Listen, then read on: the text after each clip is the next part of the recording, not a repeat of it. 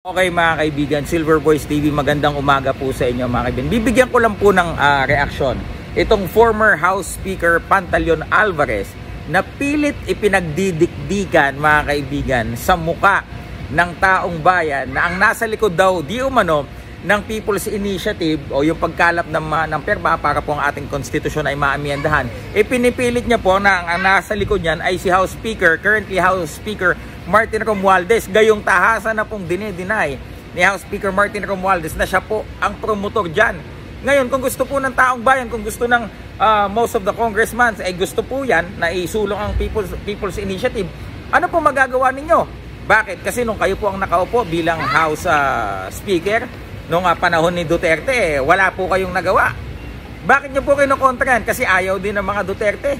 Hindi na nakakapagtaka, no? Representative kayo ng Davao First District. Yan tayo masyado pong halata eh. 'Di ba? Bakit po ayaw niyo ng pagbabago? 'Di ba?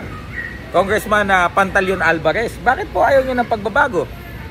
'Di ba? Ayaw niyo po bang maamyendahan ng batas para po maging applicable ito sa panahon natin ngayon?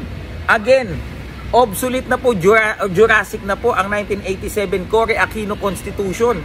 Bakit po ayaw niyo ng pagbabago? 'Di ba? Ang hirap po sa inyo, ang hirap sa mga mambabata, kagaya po ni Senator Pimentel.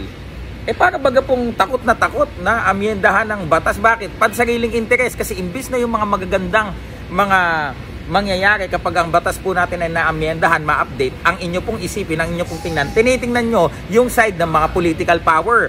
Kasi baka mas magkakaroon na ng longer terms, baka magkakaroon na ng unlimited terms, baka hindi na sila mababa sa pwesto, baka ito na ang maging Prime Minister. Yun po kasi ang iniisip ninyo eh. Pero you are not looking at the larger picture kung ating pong Constitution na ay maamyendahan. Hindi ho ba? Diba? Puro na lang ho kayo reklamo, puro kayong ngawa. Pagka ang ating pong mga yung batch ngayon ng Congress, 19 Congress, gusto nilang magkaroon ng ligasiya, para bagang kayo, nagsiselos kayo. Bakit? Kasi yung batch nyo sa Congress, wala pong naiwang marka. Ngayon, they're trying to make a change. The 19th Congress sa pamumuno po ni House Speaker Martin Romualdez, yung nang nakaraan lang di ba? Talagang tahasan niyang kinundina ang pagpapa-phase out ng mga makasaysayang jeepneys po natin. Ganun po. 'Di ba? Bakit? Kasi you are all threatened dito sa talagang gawa, hindi salita nitong sila House Speaker Martin Romualdez, kaya kayo natitrigger. Bakit? Kasi yung power pa rin. Sino mauupo next term? Ganun ang iniisip ninyo eh. Hindi kayo dun sa amyenda ng konstitusyon. 'Di ba? Para maging ito, mas akma. 'Di ba? Obsolete na eh. 'Di ba? Pati yung ownership ng mga negosyo, kaya walang nag-i-invest dito sa bansa natin gaano. Kasi maliit ang porsyento ng mga foreign investors. 'Di ba? Puro na lang kayo ang nasa utak nyo. Kasi ito, para ma-extend sa kapangyarihan, puro lang ganyan eh. 'Di ba? Kayo po, former House Speaker Pantaleon Alvarez, ano po bang legasiya iniwan nyo nung kayo po ang House Speaker? Hindi ho ba? Ngayon, galit na galit kayo kay House Speaker Martin Romualdez kasi maingay ang pangalan, gumagawa. Hindi lang puro salita. He's making a difference. Doon po kayo threatened yan. Aminin nyo na lamang ho, 'Di ba? Kasi po, mga kaibigan, takot na takot po sila sa People's Initiative. Ito pa, isa pa to. Bakit nyo po, hindi ko maintindihan eh. Ano yan? Sabi niya pa, parang nambabastos eh. Hindi yan People's Initiative, yan ay Tambaluslos Initiative. Ano ba namang klaseng galing sa bunganga ng isang former House Speaker? 'Di ba? Hindi ko man naintindihan yung Tambaluslos, anong meaning yan. Pero, 'di ba, sabi nyo nga, it's a mythical creature. 'Di ba, para namang napakabastos naman na isalarawan nyo ang isang House Speaker ngayon bilang, sabi nyong Tambaluslos, 'di ba?